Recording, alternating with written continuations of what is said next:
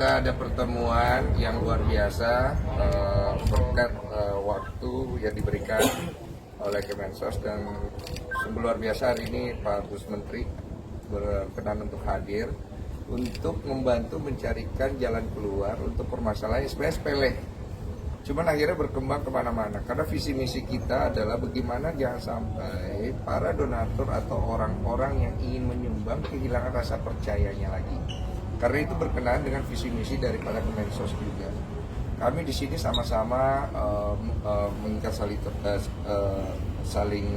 ingin saling mengisi supaya kedepannya jangan kasus ini menjadi satu contoh yang buruk di masyarakat bahwa saya nggak mau bantu orang deh, nanti takutnya jadi kayak begini, kayak gitu.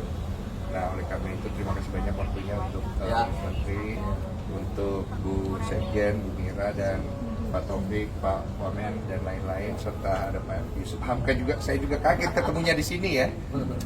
Silakan Pak. Ya, jadi saya terima kasih lah hari ini kedatangan tamu-tamu istimewa ya, Mas Densu, dan juga ada Mbak Novi dan teman-teman yang lain, Pak Yusuf Hamka. Saya dengan Pak Wamen menyambut baik ya upaya-upaya untuk tabayun, untuk saling mendengar, untuk saling mengklarifikasi.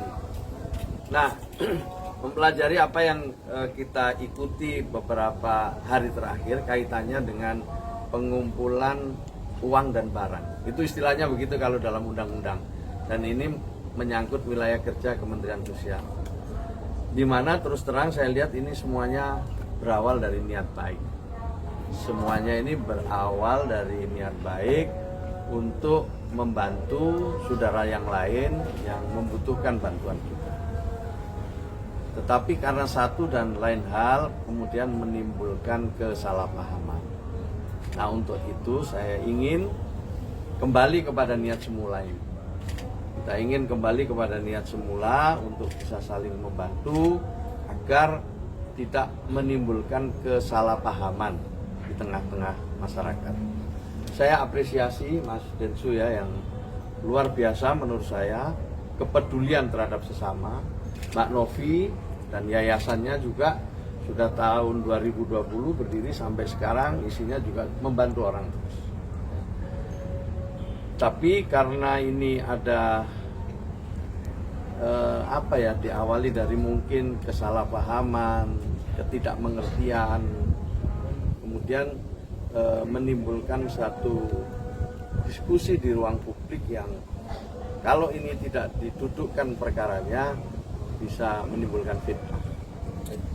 Nah, maka pertama-tama saya dengan Pak Wamen mengajak semua teman-teman termasuk Mas Agus ya, Mas Agus Salim ya, dan juga para pengacara, mari kita duduk bersama, mari kita bicara, kita cari solusi ya. Itu yang terbaik adalah mencarikan solusi.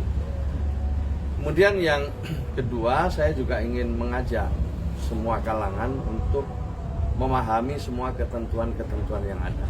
Saya menyadari bahwa belum semua ya, karena mungkin sosialisasi kami kurang, sehingga banyak juga di antara teman-teman yang terlibat di dalam pengumpulan donasi itu tidak melalui proses yang semestinya. Di antaranya itu adalah proses untuk meminta izin sesuai dengan perintah undang-undang lewat Kementerian Sosial. Itu kami sadari banyak yang belum tahu. Jadi kalau sekarang masih ada yang melakukan kegiatan-kegiatan itu belum mendapatkan izin, itu hal yang sangat kami maklumi. Nah, ke depan kita ingin ya, Mas Densu, Mbak Novi, bantu kami untuk ikut mensosialisasikan bahwa ini harus ada proses yang harus dilewati. Dan itu tidak sulit, itu mudah, dan bahkan kita bisa saling membantu, kita bisa saling menguatkan. Bahkan mungkin Kementerian Sosial juga memiliki data-data yang lebih akurat tentang sesungguhnya siapa yang mereka patut untuk kita beri bantuan. Saya ingin sampaikan bahwa banyak sekali lembaga-lembaga yang mengumpulkan uang dan barang itu bekerja sama dengan kami. tapi juga lebih banyak yang belum bekerja sama dengan kami. Saya apresiasi Mas Densu, Mbak Novi atas kejujurannya. Datang dengan kejujuran, datang dengan ketulusan, datang dengan hal-hal yang menurut saya mulia karena akan membantu orang lain. Nah, kalau sekarang ada masalah-masalah yang tadi saya sampaikan menimbulkan diskusi yang mungkin jadi membuat kesalahpahaman yang makin melebar, saya ingin mengajak semua untuk duduk, ya, kita carikan solusi, dan modalnya sudah ada. Modal yang disampaikan oleh Mas Densu, Mbak Novi dan lain-lain itu adalah modal besar untuk kita semua ke depan bisa lebih baik. Jadi kalau saya ditanya, semua bisa berkontribusi membangun kebaikan-kebaikan ke depan. Saya kira ini tambahan saya ya. Pak Menteri, mungkin ada yang tanya. Mungkin Pak Menteri nanti akan duduk bareng Agus sekalian dengan teman-teman yang lain gitu. Ya, kami akan ya kalau misalnya ketemu di sini boleh, saya datang ke rumahnya juga boleh. Maunya seperti apa, tapi kami ingin ketemu, kami ingin duduk, kami ingin bicara dari hati-hati. Ya. Jadi di mana saya ingin ketemu. Tabayun. Ini hal yang baik. Ya, ada lagi? Oke, pertemuan tadi berarti poin-poinnya apa aja yang disepakati Pak Menteri? Ya, sebelumnya Mas Densu, Mbak Novi kan sudah ketemu sama Dirjen, sama staf-staf kita ya, membahas berbagai hal yang terkait dengan isu ini gitu. Nah, tadi ketemu saya secara langsung dan ketemu dengan Pak Wamen, kita mendalami masalah-masalahnya, kemudian kita identifikasi mana-mana yang kira-kira ini menjadi poin penting untuk islah itu, untuk mencari jalan terbaik ya, cari solusi.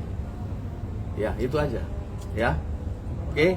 Pak Menteri, maaf ya, mungkin soal tuduhan mungkin Yayasan Tenopi katanya ditegur dari Pak Menteri, itu benar gak sih? Siapa? Ya. Yayasan Tenopi kan ditegur katanya seperti itu karena kan tidak mendapatkan izin. Tepatnya ya tidak teguran lah, ini diskusi. Tepatnya kita akui ya bahwa sosialisasi kami mungkin yang kurang gitu ya. Saya juga baru 1 bulan lebih dengan Pak Wamen ini dilantik, kami sedang mempelajari, dan kita harus akui jujur bahwa banyak orang yang belum tahu gitu, tentang aturan-aturan ini. Dan dalam aturan itu tentu ada pertanggungjawaban. Di samping dapat izin, nanti ada pertanggungjawaban. Uang yang sudah didapat atau barang yang sudah didapat itu dipergunakan untuk apa. Kemudian perlu diaudit baik oleh pihak yang berwenang maupun oleh masyarakat secara luas. Pak Yusuf Hamka misalnya juga ini orang dan juga salah satu figur ya yang suka memberikan bantuan. Jadi sebenarnya saya ingin menyampaikan, tentu kalau toh ada kekeliruan kita akan bisa luruskan secara bersama-sama ke depan. Jadi mari kita mulai ke depan hal-hal yang baik ini dengan tata kelola yang baik. Yang baik ini kita mulai dengan tata kelola yang baik. Dan saya senang sama Mas Densu ya, saya terus terang ya belum tahu, saya baru tahu sekarang, ngomong apa adanya. Tapi niat kami begini-begini itu kan satu hal yang menurut saya sudah cukup bagi kita sebagai modal untuk mencari solusi. Gitu Pak. Mungkin orang-orang seperti Tenovi, Bang Densu dan Pak Yusuf Hamka yang suka membantu orang kan mungkin banyak sekarang Pak di media sosial, melalui media sosial.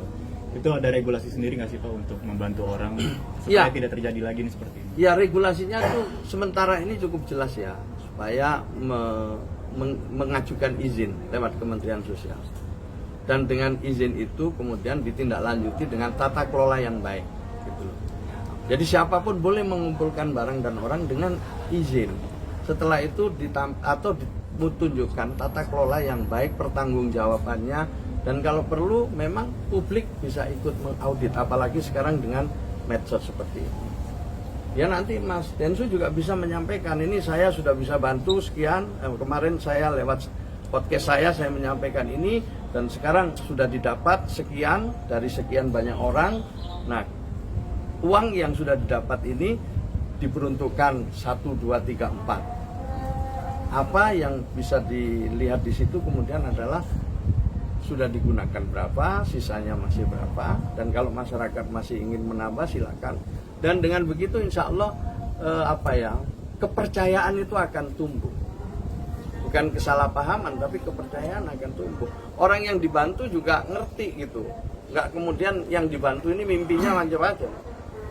Kalau orang itu nggak sadar dibantu malah mimpi macam-macam, malah nanti tidak tepat sasaran. Pak, untuk donasi Agus Salim sendiri memang sudah sesuai prosedur atau gimana sih? Ya saya belum bisa, saya harus pelajari dulu. Ya. Jadi yang penting kan ada niat baik ini mau bantu.